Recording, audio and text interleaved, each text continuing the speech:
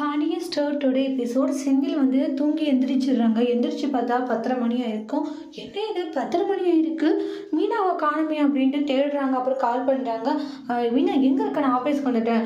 இன்னும் மீனா என்னை எழுப்பக்கூடாது, டைம் 10:30 மணி ஆயிடுச்சு. பின்ன நைட் அந்த பேச்சு பேசுனீங்க, எழுதுறேன் உங்களுக்கு அப்படின்றாங்க. மீனா என்ன இருந்தாலும் ஒரு காஃபி ஆச்சு. என்ன காஃபி, இங்கே பாருங்க இந்த மயிலங்க வீட்டுக்கெல்லாம் போல நிறைய வேலை இருக்குது, ஃபோனை வைங்கன்னு சொல்லிட்டு வச்சிருவாங்க. காஃபி கூட போட்டு வைக்காத போயிட்டு இருக்கு, நார்மல் டைம்லேயே வைக்க மாட்டா, சண்டை வேறு போட்டிருக்கா, அவ வைப்பாளா அப்படின்ற மாதிரி செந்தில் புலம்பிட்டே போவாங்க. அதுக்கு அடுத்துதான் மயிலோட வீட்டில் மயில் அழுதுகிட்டே இருக்காங்க. அவங்களுடைய அம்மா, மயில் அழுதுட்டு இருந்தா எல்லா பிரச்சனையும் சரியாயிடுமா, ஏன் மயில் இப்படி அழுதுகிட்டே இருக்குன்றாங்க.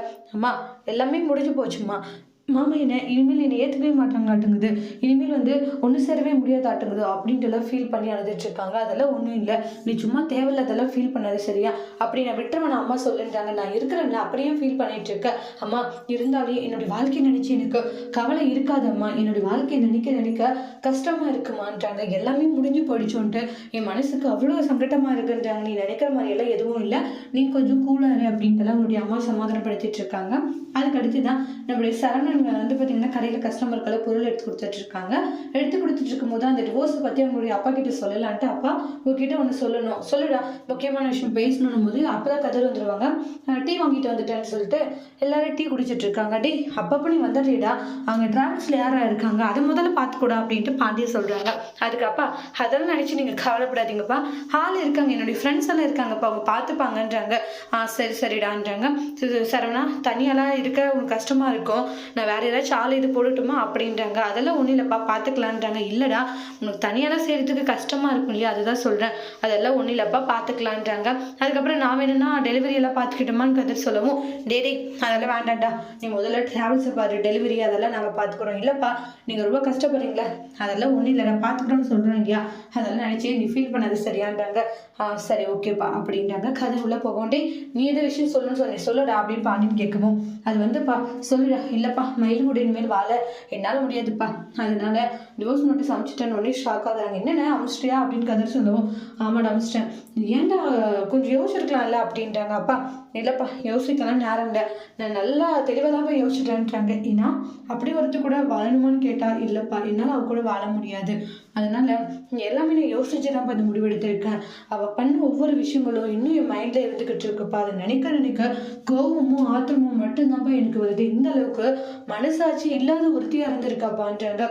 எப்படிப்பா அவளால் இப்படி எல்லாம் நடந்துக்க முடியுதுன்றாங்க. அந்த மனசாட்சின்னு ஒன்று இருந்திருந்தா அவள் இப்படி ஒரு கேவலமான காரியத்தை பண்ணியிருப்பாளான்ட்டு பயங்கரமாக கோவப்பட்டுக்கிட்டு இருக்காங்க. அதெல்லாம் ஒன்றும் இல்லை, நீ கொஞ்சம் இதாக இருன்றாங்க. அப்பா நான் எடுத்த முடிவில் ஏதாச்சும் தவறான முடிவு நீங்கள் நினைக்கிறீங்களா, அப்படியெல்லாம் எதுவும் இல்லைடான்றாங்க. நீ எடுத்த முடிவு தானே, அதெல்லாம் அப்பாவுக்கு எந்த கஷ்டமும் இல்லைன்றாங்க. நான் சந்தோஷமாக இருக்கப்பா, டிவோர்ஸ் நோட் அனுப்பிச்சிருக்கேன், அவளும் சைன் போட்டு அனுப்பிச்சிருவா அப்படின்ற மாதிரி சொல்கிறாங்க. அது கதிர் இருந்துட்டானே, விடுங்க டோன்ட் வரி ஃபீல் பண்ணாது விடு அப்படின்ற மாதிரிலாம் சமாதானப்படுத்திட்டு இருக்காங்க. அதுக்கு அடுத்து தான் நெக்ஸ்ட்டு பாண்டியனுக்கு ஒரு கவலை இருக்குது. சரவணன் வந்து எப்படி ஒரு கஷ்டத்தில் இருந்தால் இப்படி ஒரு முடிவு எடுத்திருப்பான் அப்படின்ற மாதிரி தான் யோசிச்சுட்டு இருக்காங்க. அதுக்கப்புறமா மயில் அவங்களோட வீட்டில் இருக்கும்போது அப்போ கொரியர் வரும். வந்த உடனே தங்கமயிலுக்கு வந்திருக்கணுன்னே அக்கா வெளியேன்றாங்க. யார் மாமா வந்திருக்காங்கன்னு சந்தோஷமாக வெளியோடுவாங்க. பார்த்தா போஸ்ட்மேன் இருப்பாங்க, உங்களுக்கு கொரியர் வந்திருக்குன்னு சைன் போட்டு கொடுத்துருவாங்க. என்ன இது, மயில் அதை பார்க்குறாங்க, ஷாக் ஆகுறாங்க. என்னாச்சுன்னு டிவோர்ஸ் நோட்டீஸ் சொல்லுவாங்க. அப்படியே அழுகுறாங்க, மயில் மயங்கி விழுந்துருவாங்க. உடனே தண்ணியெல்லாம் தெளிச்சு மயில் எந்திரி மயில் அப்படின்ட்டு அவங்களுடைய அம்மா கண்ணெல்லாம் முழிக்க வச்சு அவர் தண்ணியெல்லாம் குளிப்பாடுறாங்க. ஏன்டி என்னுடைய அம்மா டிவோர்ஸ் நோட்டீஸ் அமைச்சிருக்காங்கம்மா, எனக்கு கூட மாமாவுக்கு வாழ விருப்பம் இல்லையாம்மா, அந்த நோட்டீஸ் தாம்மா இது அப்படின்றாங்க. மயில் வாழ முடியாதுன்னா என்ன அர்த்தமா, இங்கே பாரு வாழ முடியாதுன்னா நான் விட்டுருவேனா, அதெல்லாம் நினச்சி எனக்கு கவலைப்படாது, எல்லாம் முடிஞ்சு போச்சுமா, இனி கவலைப்படாதுன்னா என்னம்மா அப்படின்ட்டாங்க. அதெல்லாம் ஒன்றும் இல்லை சரியா, நீ எனக்கு எல்லாத்தையும் நினச்சி இப்படி மனசை போட்டு குழப்பிட்டு இருக்க, அதெல்லாம் ஒன்றும் இல்லை, இல்லைம்மா இனிமேல் எதுவும் மாற்ற முடியாது, எல்லாமே முடிஞ்சு போச்சுமான்றாங்க. இந்த மாதிரி எல்லாம் நடந்து போச்சுன்ட்டு எமோஷ்னலாக ஃபீல் பண்ணிட்டு இருக்காங்க. அம்மாவும் கூட இருக்காங்கல்ல, அப்படி இருக்கும்போது நீ கவலைப்படாது சரியா, எல்லாத்தையும் பார்த்துக்கலாம் அப்படின்றாங்க. அப்போ அம்மா அவங்க இந்த மாதிரி எல்லாம் பண்ணியிருக்காங்க, இந்த மாதிரி ஏமாத வேலை பண்ணியிருக்காங்க, டிவோர்ஸ் கேட்டிருக்காங்கம்மான்றாங்க. அப்படியே பண்ணியிருக்காங்க, ஏன் நம்ம பொண்ணுடைய வாழ்க்கையை நாம் தான் காப்பாற்றணும், நிறைய போகலான்றாங்க. எங்கே போகிறோம் பாக்கியம், ஏன் கூப்பிட்ற இடத்துக்கு ஒழுங்காக வரமாட்டேன் நடி அப்படின்றாங்க. மயிலே உன்னுடைய வாழ்க்கை கண்டிப்பாக நல்லா இருக்கும், அவங்களே வந்து உன்னை கூட்டிகிட்டு போவாங்க, அதனால அம்மா நான் பார்த்துக்கிறேன், நீ ஃபீல் பண்ணாத அப்படின்னு சொல்லி கூட்டிகிட்டு போகிறாங்க.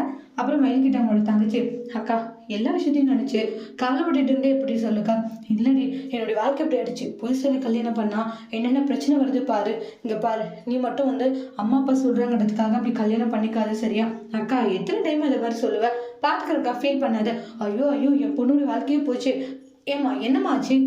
மேடம் நீங்கள் தான் எங்களுக்கு ஒரு முடிவு சொல்லணும். என்ன முடிவு? இந்த மாதிரி என் பொண்ணுக்கு கல்யாணம் பண்ணி வச்சோம். அந்த கல்யாணம் பண்ணி வச்ச இடத்துல ஏகப்பட்ட பிரச்சனை. என்னம்மா பிரச்சனை? முதல்ல என்ன ஏதுன்னு சொல்லுங்க. ஸ்டேஷனுக்கு வந்துட்டு இப்படி உங்கள் பாட்டுக்கு பேசிட்டு இருந்தா இப்படி என்ன சொல்லுங்க. பொறுமையாக உட்கார வச்சு பேசவும் அப்போ பாக்கி சொல்கிறாங்க, இந்த மாதிரி என் பொண்ணுக்கு கல்யாணம் பண்ணி வச்சேன். கல்யாணத்தை நல்லா கிராண்டாக தான் பண்ணேன். ஆனால் வரதட்சணை கொடுமைப்படுத்துகிறாங்க. வரதட்சணை கொடுமையா? என்னம்மா சொல்கிறேன்? ஆமாம், வரதட்சணை கொடுமை. பாக்கியம் மாட்டியே போகிறோம். பாக்கியம் நீ சைலண்ட் ஆயிரியா? நான் வந்து பாக்கியம் இது என் புருஷன்றாங்க. எங்களுக்கு 2 பொண்ணுங்க. பெரிய பொண்ணுக்கு கல்யாணம் பண்ணி வச்சு இவ்வளோ படிச்சிருக்கா, இவ்வளோ நகை போட்டோம், இவ்வளோ கல்யாணம் பண்ணுவாங்க, வரதட்சணை பத்தலான்றாங்க. மொத்த பேர் வீட்டில் டார்ச்சர் பண்ணுறாங்க. என்னது மொத்த பேர் டார்ச்சர் பண்ணுறாங்க? ஆமாம், மொத்த பேர் டார்ச்சர் பண்ணுறாங்க. கம்ப்ளைண்ட் கொடுக்குறோம், ஏற்றுக்கோங்க அப்படின்றாங்க. ஏம்மா நீங்கள் உங்கள் பாட்டுக்கு வந்து சொன்னால் எப்படின்றாங்க. இல்லை, நான் எல்லாம் ஆதரத்தோடு தான் வந்திருக்கேன். நீங்கள் அவங்களை விசாரிங்க. என் பொண்ணை வீட்டை விட்டு அனுப்பிச்சிட்டாங்க வாழ வெட்டியா. இப்போ டிவோர்ஸ் நோட்டீஸ் அமைச்சிருக்காங்க. வாழ முடியாதான் என் பொண்ணு கூட. வாழ முடியாதுன்றதுனால டிவோர்ஸ் நோட்டீஸ் கொடுத்துட்டு இனிமேல் உங்கள் பொண்ணை கூட்டிகிட்டு போங்கன்ற மாதிரி சொல்லியிருக்காங்க. எப்படி அதை எடுத்துக்க முடியும் சொல்லுங்கள்? என் பொண்ணு அந்த வீட்டில் வாழணும், நீங்கள் தான் அதுக்கு உதவி செய்யணும். இல்லைன்னா என் பொண்ணு செத்து போயிடுவா. என் பொண்ணை பார்க்க முடியாது போயிடும். இந்த கொடுமையெல்லாம் எந்த தாயாலும் தாங்க முடியாது. அது உங்களுக்கு புரியும் நினைக்கிறோம் அப்படின்னு பாக்கியம் பயங்கரமாக வந்து பெர்ஃபார்மன்ஸ் பண்ணிட்டு இருக்காங்க. அப்படியே அந்த போலீஸை நம்புற அளவுக்கு தான் நடிச்சிட்டு இருக்காங்க.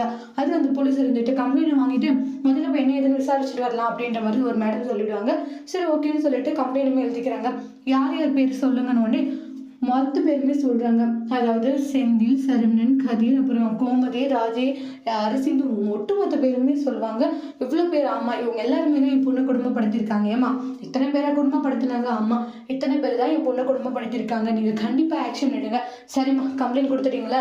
அவங்கள நாங்கள் பார்த்துக்கணுன்ற மாதிரி சொல்லிட்டு வாங்க. அப்புறம் பாக்கியம் வந்து நீங்கள் தான் வந்து என் பொண்ணு ஒரு வாழ்க்கைக்கு வந்து ஒரு அர்த்தத்தை கண்டுபிடிச்சி தரணும்னு சொல்லுவாங்க. பார்த்துக்கணுமானுவாங்க. அப்புறம் வெளியே வந்துடுவாங்க. பாக்கியம் என்ன பாக்கியம் இது? உன் பாட்டுக்கு இங்கே போகலான்னு சொல்லிட்டு ஸ்டேஷனுக்கு கூட்டிட்டு வந்து மொத்த பேர் மேலே கம்ப்ளைண்ட் கொடுக்கறது வச்சுருக்க. ஏன் பாக்கி இப்படி பண்ண? பொறுமையாக இருந்திருக்கும். நாளை பின்னுக்கு நம்ம பொண்ணு அந்த வீட்டில் வாழ வேண்டியது தானே. இப்படி அவசரப்பட்டு நம்ம ஒன்று பண்ணால் அது தேவையில்லாமல் பிரச்சனையில போய் முடியாதா? ஏயா என்ன பிரச்சனை பார்த்துக்கலாம் சரியா, சும்மா தேவையில்லாமல் இது பண்ணிக்கிட்டு இருக்காதுன்றாங்க. அவங்க அந்த அளவுக்கு பண்ணுவாங்களா? நாம் பண்ணுறது என்ன அவ்வளோ பெரிய விஷயமா என்னன்றாங்க. நம்ம பண்ணுறது ஒன்றும் பெரிய குத்தம் கிடையாது. போலீஸ் போய் விசாரிச்சாதான் அதுக்கப்புறமா நம்ம பொண்ணு அந்த வீட்டில் சந்தோஷமாக வாழவான்றாங்க. சரி, இதே மனசில் வந்து வச்சுட்டு ஒரு பகையாக ஆயிடுச்சுன்னு என்ன பண்ணுவாங்க? அதெல்லாம் ஒன்றும் அவங்களால பண்ண முடியாது சரியா. அப்படி என்னதான் பண்ணுறாங்கன்றதை பார்த்துக்கலாம். நீ சும்மா எல்லாத்துக்கும் பயந்துக்கிட்டே இருக்காதியான்றாங்க. அதெல்லாம் பயப்படாது, பார்த்துக்கலாம் என்ன நடந்தாலேன்றாங்க.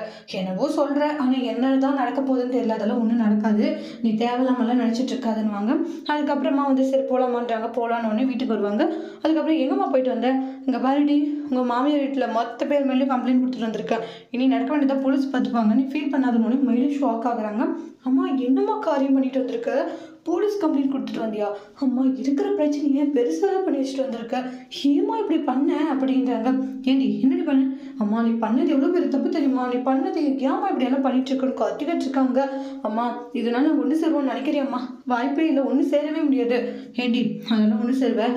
அம்மா நான் உன்னுடைய வாழ்க்கை நல்லா இருக்கணும்னு தான் இப்படி எல்லாம் பண்ணிட்டு இருக்கேன். நல்லா இருக்கணும்னு இப்படி பண்ணி வச்சுட்டு வந்திருக்க. அடுத்தடுத்து பிரச்சனை தான் உருவாக்குற மாதிரி இருக்கு. அதெல்லாம் ஒன்றும் இல்லை, பார்த்துக்கலாம் அப்படின்ற மாதிரி சொல்லுவாங்க. என்னப்பா இது, நான் எவ்வளோ சொன்னமா, ஆனால் அம்மா கேட்கவே இல்லை அப்படின்றாங்க. மைண்ட் ஒரு மாதிரி ஃபீல் பண்ணிட்டு இருக்காங்க. அவ்வளோதான், என் வாழ்க்கையிலே சரியாக போகிறது இல்லை. இனி ஜென்மத்துக்கும் என்னை இந்த வீட்டுக்கு அவங்க கூட்டிகிட்டு போக மாட்டாங்க. சரமம்மா கூட வாழவும் விட மாட்டாங்க. எல்லாம் முடிஞ்சு போச்சுன்றாங்க. எல்லாம் முடிஞ்சு போச்சுன்னு நினைக்காத மேலு, அப்படியெல்லாம் எதுவும் இல்லை சரியா, தைரியமாக இரு அப்படின்ட்டுலாம் சொல்லி சமாதானப்படுத்துகிறாங்க. அதுக்கு அடுத்ததான் இன்ஸ்பெக்டர் எல்லாம் குமுதோடைய வீட்டுக்கு வருவாங்க. பாண்டியனுடைய கடைக்குமே இன்ஸ்பெக்டர்ஸ் போகிறாங்க. அப்படியே பாண்டியன் வந்து போலீஸில் வராங்கன்னு சொல்லிட்டு ஷாக் ஆகுறாங்க. பாண்டியன் சரவணன் யார் இங்கே கதிரெல்லாம்ன்றாங்க. நாங்கள் தானே இங்கே 3 பேரையும் அரெஸ்ட் பண்ணணுன்றாங்க. அரெஸ்ட் பண்ணுமா, என்ன விஷயமா அப்படின்னோடனே இந்த மாதிரி உங்கள் வீட்டுக்கு வாழ வந்த பொண்ணு வந்து வரதட்சணை கொடுமையாக படுத்திருக்கீங்க, அவங்க கம்ப்ளைண்ட் கொடுத்துருக்காங்க, அரெஸ்ட் பண்ணுவோம் சார். முதல்ல என்ன இதுன்னு விசாரணை பண்ணிவிட்டு அதுக்கப்புறம் எதுவாக இருந்தாலும் இது பண்ணுங்கள், விசாரணை பண்ணிக்கலாம், ஸ்டேஷனுக்கு நடுங்க அப்படின்ட்டு எல்லாரும் பார்க்குற மாதிரி பாண்டியனை அப்புறம் சரவணன் கதிரை அரெஸ்ட் பண்ணி கூட்டிகிட்டு போகிறாங்க. எல்லாருமே பாண்டியனுடைய குடும்பத்தை வேடிக்கை பார்க்குறாங்க. ஒரு காலத்தில் எப்படி இருந்த குடும்பம், இன்னைக்கு பார்த்து இந்த குடும்பம் அப்படின்ற மாதிரி காதுபடவே பேசிப்பாங்க. பாண்டியன் கஷ்டமானது. அப்புறம் நெக்ஸ்ட் பார்த்தீங்கன்னா கோமுதியோட வீட்டுக்கு வராங்க. கோமுதியோட வீட்டுக்கு ஜீப் வந்ததுமே அப்போ தான் வெளியே இருப்பாங்க. என்ன இது கோமுதியோட வீட்டுக்கு போலீஸோட ஜீப் வந்திருக்குன்னு அப்போ தான் ஒரு பாதி பதட்டமாயிடுது. அதுக்கப்புறமா கோமுதியெல்லாம் வந்து இது வண்டி சத்தம் கேட்குதுன்னு எல்லாரும் ஹாலுக்கு வரவங்க வந்து பார்த்தா போலீஸு இங்கே யாருமா கோமுதி, அரிசி, ராஜுன்றாங்க. நாங்கள் தானே உங்கள் 3 பேர் நாங்கள் அரெஸ்ட் பண்ணணும்னுவாங்க. கேட்டு ஷாக் ஆகுறாங்க. சார் என்ன சார் உங்கள் பாட்டுக்கு வந்தீங்க அரெஸ்ட் பண்ணணும்னு சொல்கிறீங்க, என்ன விஷயம்ன்றாங்க. இந்த மாதிரி கம்ப்ளைண்ட் கொடுத்துருக்காங்க, இந்த வீட்டுக்கு வாழ வந்த அந்த மயிலுன்ற பொண்ணை நீங்கள் எல்லாருமே கொடுமைப்படுத்திருக்கீங்க, பாக்கின்றவங்க கம்ப்ளைண்ட் கொடுத்துருக்காங்க. சார் இல்லை சார் அவங்க சொல்கிறது எல்லாமே போய் நான் சொல்கிறது கேளுங்க எவ்வளோ சொல்கிறாங்க. ஆனால் கேட்காம இதுவாக இருந்தாலும் ஸ்டேஷனில் பார்த்துக்கலாம் அரெஸ்ட் பண்ணிட்டு போகவும் எல்லாருமே ஷாக் ஆகுறாங்க. அடுத்து எப்படி வந்து அவங்க வெளியே வர போகிறாங்க, அடுத்த மயில அவங்க என்ன செய்ய போகிறாங்க, இனி சரவணன் தங்கமயில் கூட ஒன்று சேர்ந்து வாழ போகிறாங்களா, இல்லை இனிமேல் எப்போக்குமே ஒன்று சேர முடியாதுன்ட்டு ஒட்டுமொத்தமாகவே மயிலை விட்டு பிரிய போகிறாங்களான்றதை அடுத்த வீடியோவில் பார்க்கலாம். இந்த வீடியோ உங்களுக்கு பிடிச்சிருந்தா லைக் பண்ணுங்கள், கமெண்ட் பண்ணுங்கள், ஷேர் பண்ணுங்கள், மறக்காமல் நம்ம சேனலை சப்ஸ்கிரைபர் பண்ணிக்கோங்க. Thank you friends.